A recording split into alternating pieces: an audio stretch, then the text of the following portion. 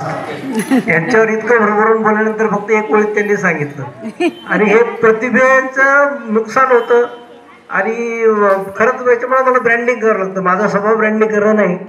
या आस्मादिकाच्या प्रेमात ऐश्वर्या राय पडली होती. कधी ती मी तुम्हाला समजावून सांगतो.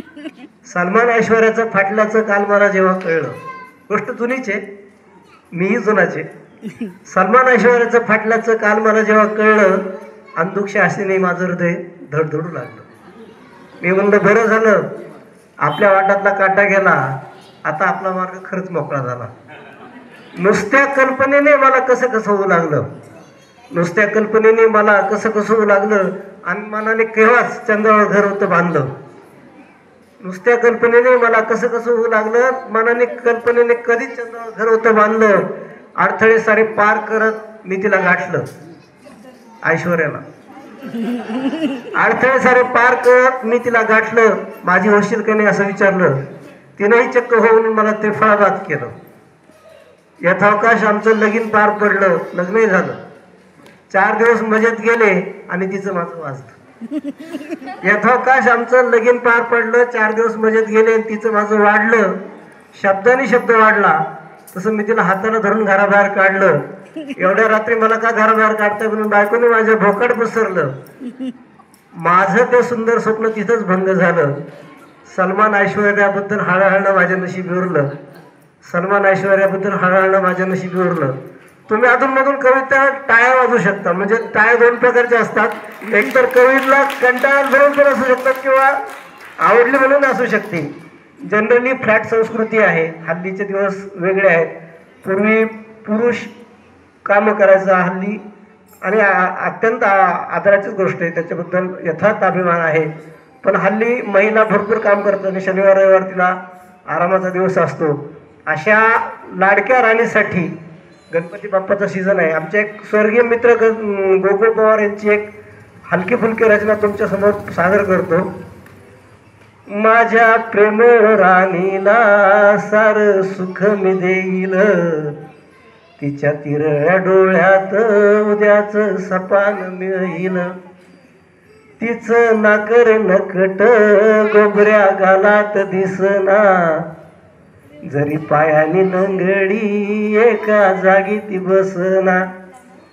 तिच्या फारुळ्या दाताची मला वाटत रे भीती, एकदा हसाय लागल्यावर सांगा झाकायचं किती.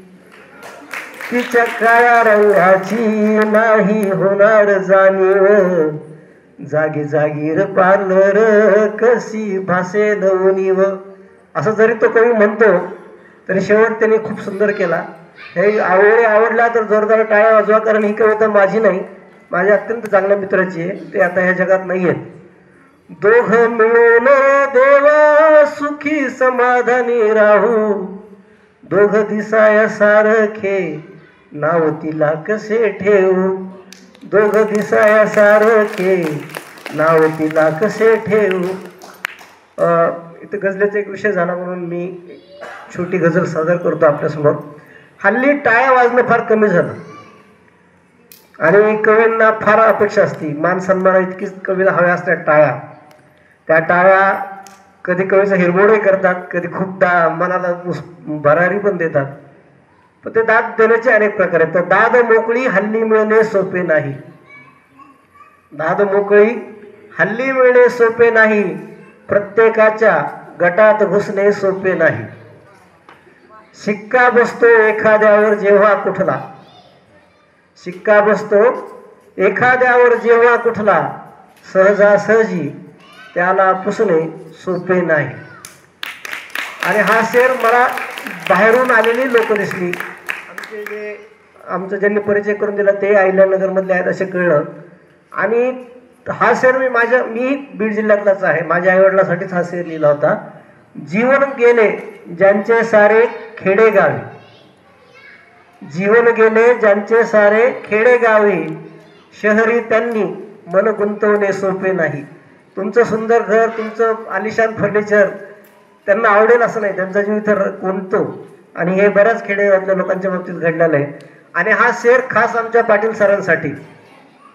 स्वप्न गुलाबी काल पाहिले जिच्या सोबती, स्वप्न गुलाबी काल पाहिले जिच्या सोबती, तिच्या पतीला दाजी म्हणणे सोपे नाही. धन्यवाद धन्यवाद. अशा रीतीने आपल्या या कार्यक्रमाचा पहिला